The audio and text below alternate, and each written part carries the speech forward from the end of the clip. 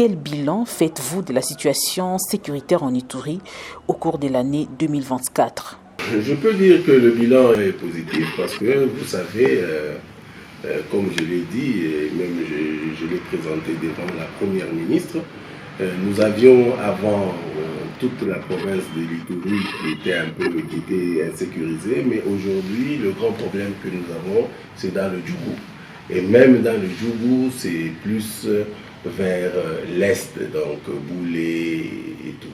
Et d'ailleurs, vous avez vu la dernière fois, quand les Codeco ont voulu déranger, n'est-ce pas, les populations, les déplacer, nos militaires ont donné une très belle réponse et donc nous avons tout fait, ils ont tout fait, n'est-ce pas, pour limiter les dégâts. Donc je pense que la situation, nous évoluons très bien, très bien.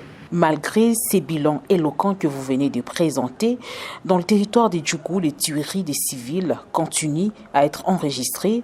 Des fois même, le militaire FARDC et casque bleu de la MONUSCO sont victimes de ces violences armées. Selon vous, qu'est-ce qu'il vous faut pour mettre fin définitivement à ces cycles de tueries? Nous sommes prêts à répondre à toute éventualité. C'est comme ça que je vous ai dit. Nous avons donné une très belle réponse à tous ces criminels, notamment les Codeco, qui ont, n'est-ce pas, voulu s'attaquer aux vulnérables dans les sites. Et au-delà de ça, mais de quoi il s'agit tout le temps, Codeco, Zaïre et tout. Ce qu'il faut au-delà, c'est quoi? C'est qu'ils écoutent la voix de la réconciliation et la voix de pardon. Quelle que soit la réponse que nous allons réserver, nous ne pourrons pas mettre un militaire ou un policier devant chaque porte. Donc ce qu'il nous faut maintenant, et comme je l'ai toujours répété, c'est que les Ituriens se réconcilient, qu'ils se pardonnent. Et puis après, avec la justice transitionnelle, nous allons voir dans quelle mesure il y aura la réparation. Quel est l'apport de votre partenaire, la MONUSCO, dans la protection des civils dans les territoires des Djougou et Home? Ah, mais l'apport de nos partenaires, je peux vous dire, c'est un apport qui nous est utile, et même plus qu'utile. Vous savez vous-même qu'aujourd'hui, avec ce qui se passe au Nord Kivu, tout le temps nous allons renforcer, n'est-ce pas, les troupes du Nord Kivu. Donc nous envoyons tout le temps des troupes au Nord Kivu. Et donc aujourd'hui, c'est avec la MONUSCO que nous sommes en train de travailler. Et donc c'est une opportunité pour moi vraiment de les féliciter, comme vous l'avez d'ailleurs si bien dit. Nous sommes en train de mourir ensemble avec tous ces contingents bangladais, indonésiens, les Marocains, et voilà. Et donc c'est vraiment une opportunité pour moi, pour les féliciter du travail que nous sommes en train de faire ensemble. Monsieur le gouverneur, parlons des infrastructures. La voirie urbaine de Bunia se modernise du jour au jour. Cependant, la population de l'Ituri continue à plaider pour l'asphaltage de la RN27. Où en sommes-nous avec votre plaidoyer auprès du gouvernement central pour le début des travaux? Non, nous avons déjà beaucoup évolué, on a déjà beaucoup évolué. Je crois que Good News est allé à Kinshasa et Good News, je crois que vous connaissez la société. C'est elle qui a refait, n'est-ce pas, la RNP7 d'ici jusqu'à Komanda. C'est elle qui a même repris Komanda jusqu'à Kisangani, ne fût-ce que pour l'entretien.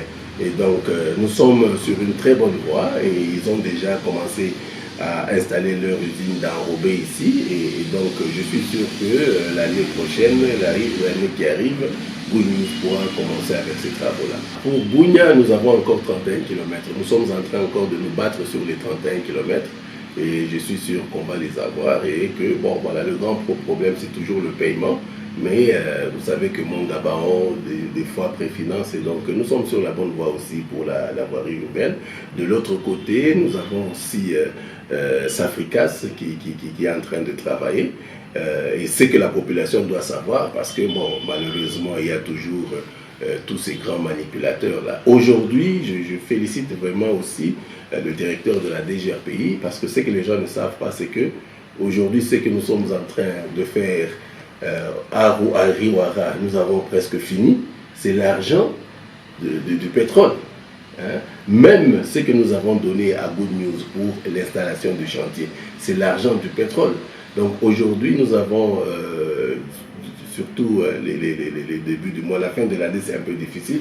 Mais tout ce que nous avons eu comme surplus, nous avons mis dans la route Aro-Ariwara, l'installation de chantiers sur la RN4 et aussi la sécurité de la ville de Bunia. Donc vraiment, c'est aussi une occasion pour féliciter les travailleurs, n'est-ce pas, les agents de la DGRPI.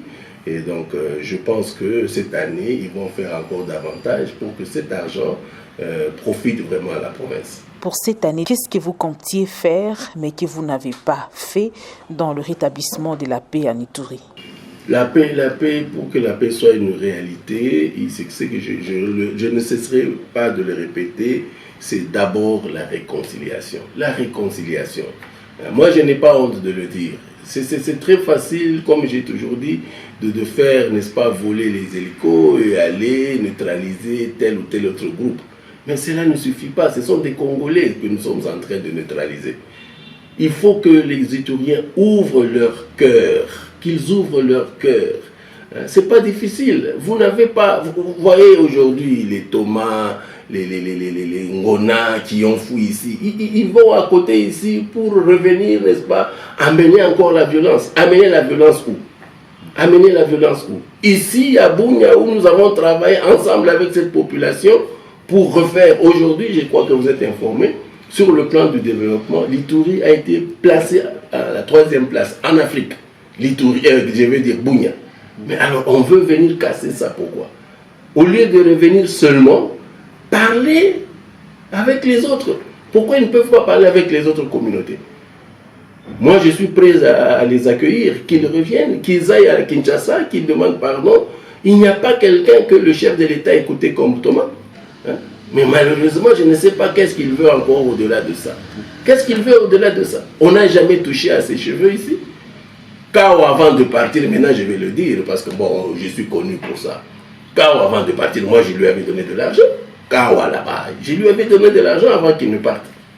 Et vous savez, Dieu n'aime pas les gens qui mentent. Je crois que Dieu lui a donné aussi une réponse.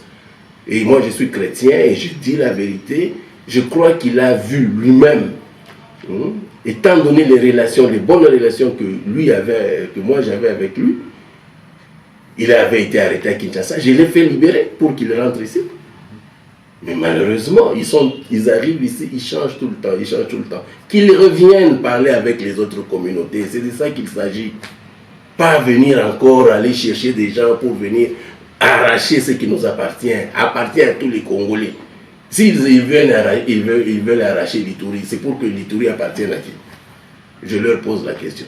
Hein? Ils veulent donner l'Ituri à qui? Monsieur le gouverneur, nous vous remercions d'avoir répondu à nos questions et vous souhaitons également meilleures vues pour l'année 2025. Merci à vous aussi.